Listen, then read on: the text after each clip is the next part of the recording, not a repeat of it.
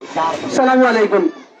আজকে পবিত্র ঈদে মিলাদুন্নবী উপলক্ষে উপস্থিত আমাদের সম্মানিত এলাকার মুরব্বিয়ান এবং বিভিন্ন গ্রাম থেকে আগত সম্মানিত মুরব্বিয়ান ও যুবক ভাইরা এবং উপস্থিত আমার সম্মুখে যারা আছেন সবাইকে আমি আমার সালাম জানাচ্ছি এবং শুভেচ্ছা জানাচ্ছি।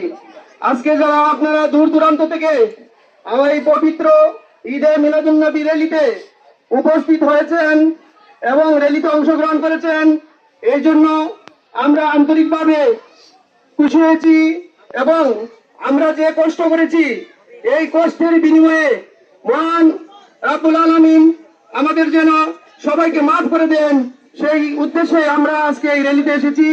এবং আমাদের এই র্যালিতে অংশগ্রহণ করার জন্য আমাদের নবী হযরত মুহাম্মদ সাল্লাল্লাহু আলাইহি ওয়াসাল্লাম উনি আমাদেরকে দেখছেন। আমরা ওনার র্যালিতে অংশগ্রহণ করে আমরা ওনার খুশি হয়েছি এবং ওনার জন্য আমরা সবাই মাফ করে দেয়, আমাদের ওনার উম্মত হিসেবে আমাদেরকে কবুল করে নেয়, নেক উম্মত হিসেবে কবুল করে নেয়। সেই জন্য আমরা মহান রব্বুল আলামিনের নিকট প্রার্থনা করতেছি। আমি সংক্ষিপ্ত আকারে শেষ করে দিচ্ছি। যারা আছেন সবাই এই র্যালিতে এবং শেষ পর্যন্ত থাকবেন। এই পর্যায়ে আমি আমার বক্তব্য শেষ করছি। ধন্যবাদ সবাইকে। আসসালামু আলাইকুম।